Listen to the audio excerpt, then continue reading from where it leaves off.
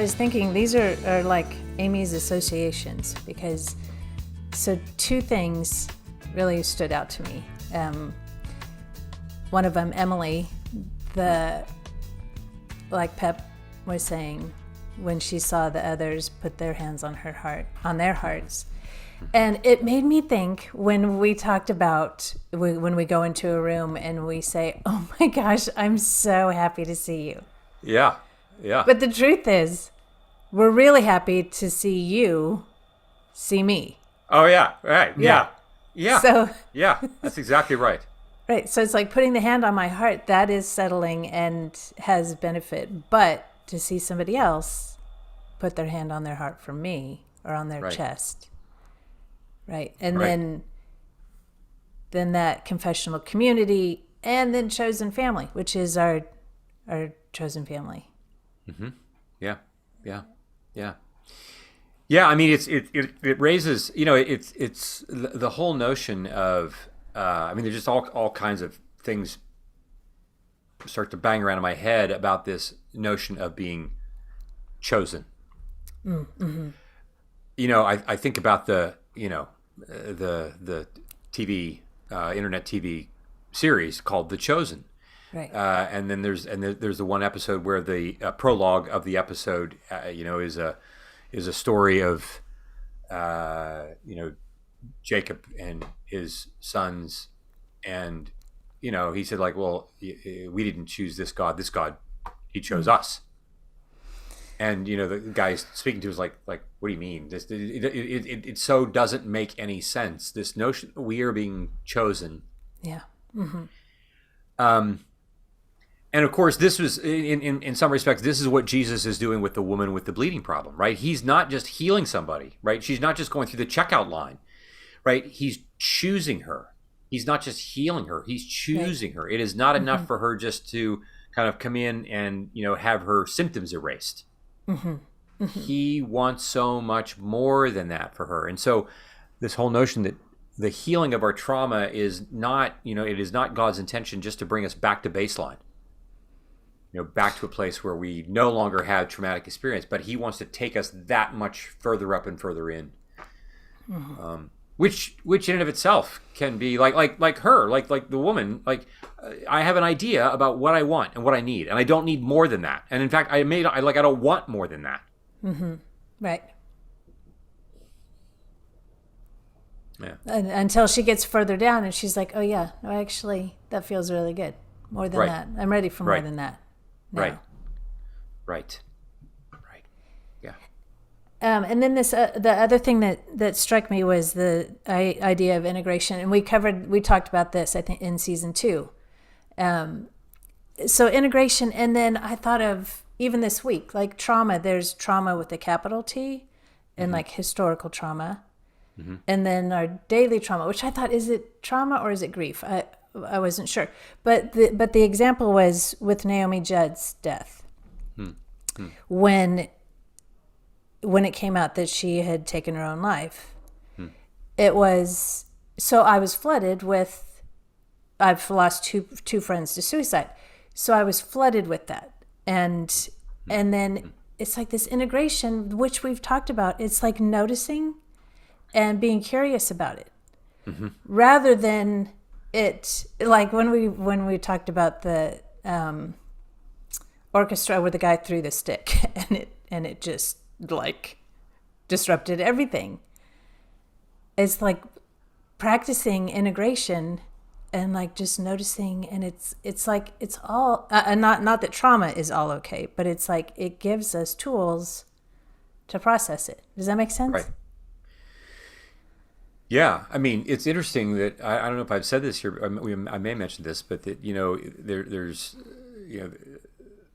some of the data about post 9/11 expectations for the number of people who had PTSD. The actual number of cases of PTSD post 9/11 were surprisingly less than what actually emerged, because it just so happened that it was at a time when there were enough people who knew they should go get help. And one of the features of trauma has to do with this notion, as we've said, right, these two pillars. The one is that I am overwhelmed, But the second pillar is that I have no agency. There's nothing I can do about agency. this. And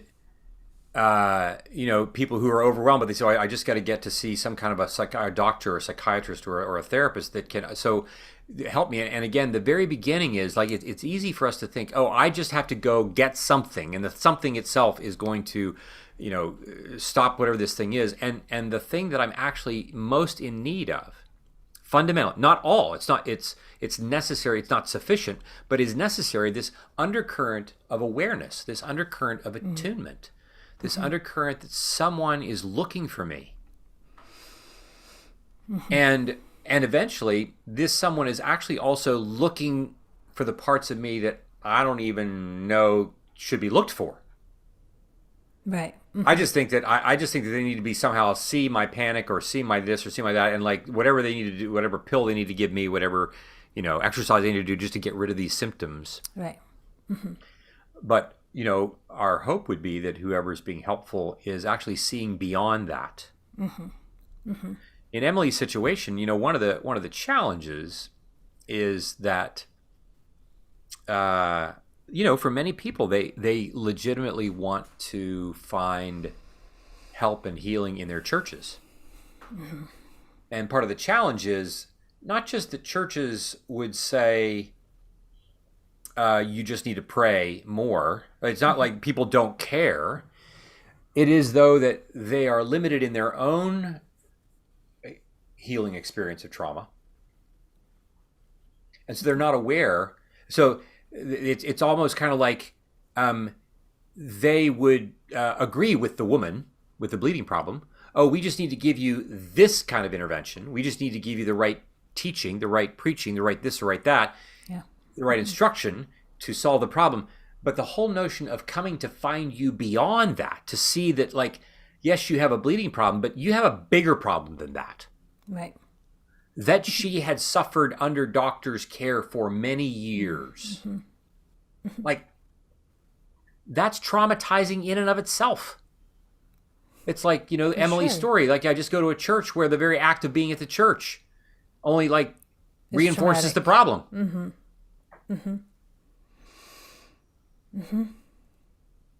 Yeah. Pep, what you thinking? No, I was thinking about Emily and her siblings, and one of the things that I think we didn't talk about, and it may or may not apply to her family, but the idea of when you have a group of siblings, a few different siblings, each one of them has an entirely different experience and understanding of what their life was in that. Oh my gosh. Right. Between my oldest sister and myself, it's a whole entirely different experience, right? So it could have been that some of her siblings, when they were like, I don't want to talk about this, it's like, I don't know what you're talking about. That wasn't what I was out of the house maybe when that was all, by the time that was all happening. And, or even I was in the house, but that wasn't. But didn't see it, right. Yeah. Wasn't my experience. Just that just fascinates me. People that are raised under the same roof and have a completely different understanding of the way they were brought up. Yeah. So it's really interesting to me. So I wasn't even planning on going here.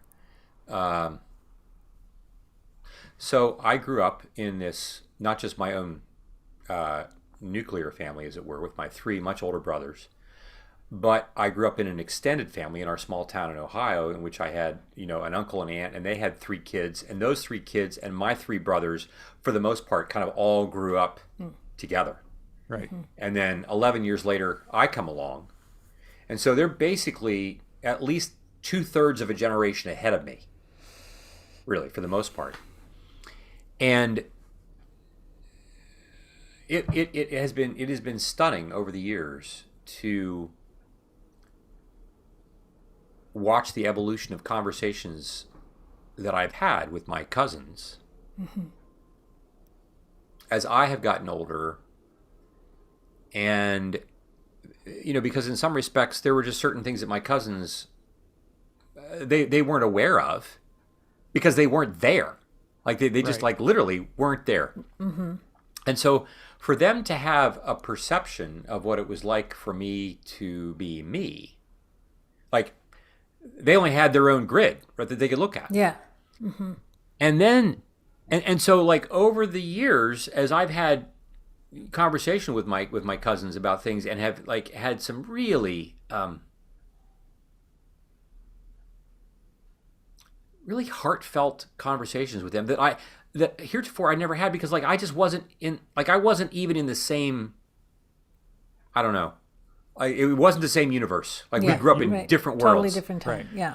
And it has been really meaningful for me on a number of occasions in which some of my cousins have been able to like empathically say, "Oh my gosh, that must not have been easy." And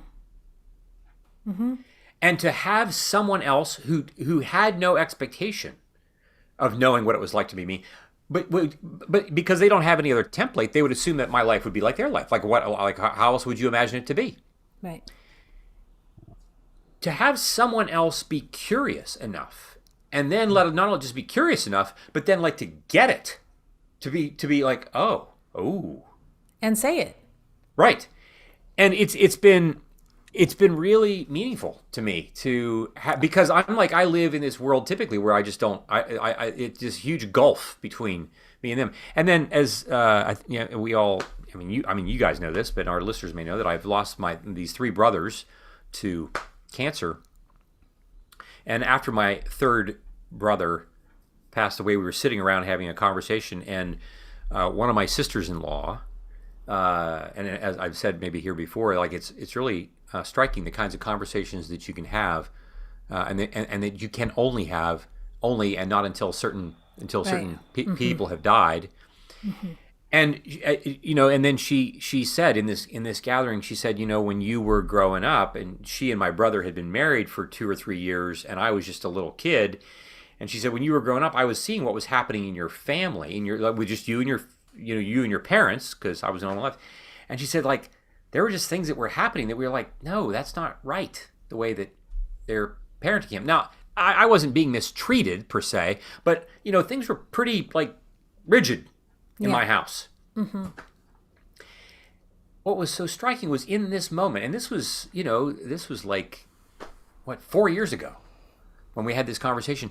It was so striking. My felt sense of sitting there as a 55-year-old, hearing my 70-year-old plus sister-in-law say these things to me, and feeling like, oh my gosh, somebody else sees what it was like for me to be me. And like, there's a part of me that's thinking like, well, gosh, it would have been nice if somebody had said something like when I was 30 years ago, 8 or 10. Yeah. But no, I mean, they would have been in their 20s and 30s, right? I get that. But just the felt sense of being seen.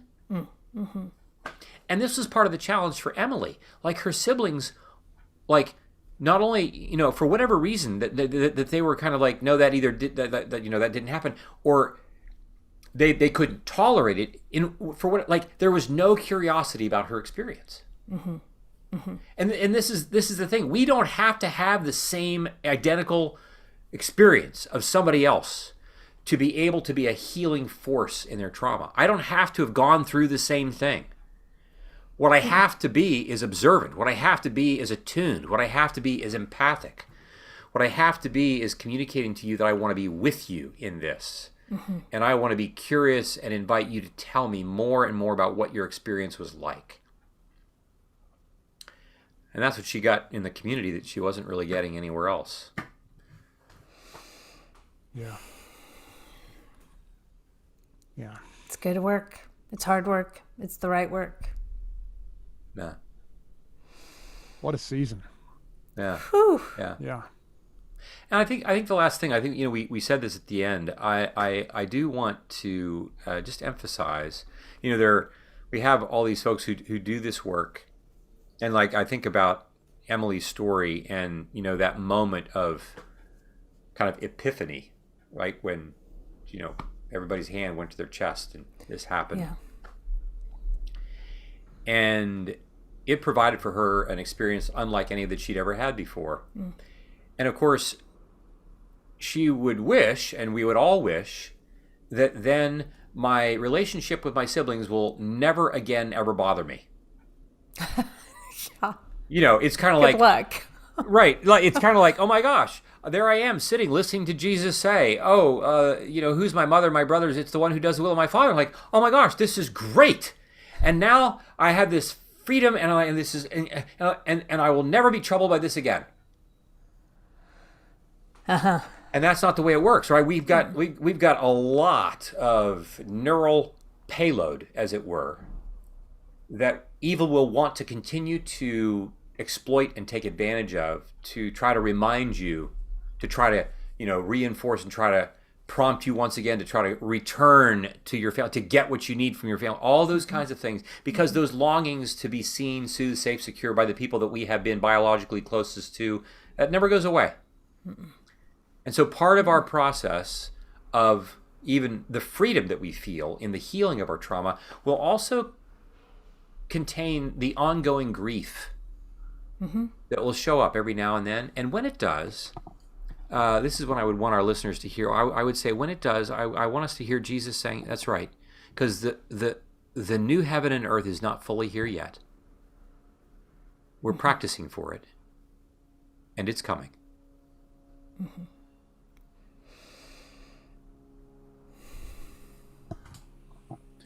All right. Amy, I always appreciate your perspective. It's fun. Yeah. It's good. Yeah. It's rich, real. Yeah. Kurt? No. I'll No. leave it I at think that. you should stop talking. I think you should stop talking, and I think Amy should take us out. Have a good week, Take guys. us out, Amy. See you Okay. next week.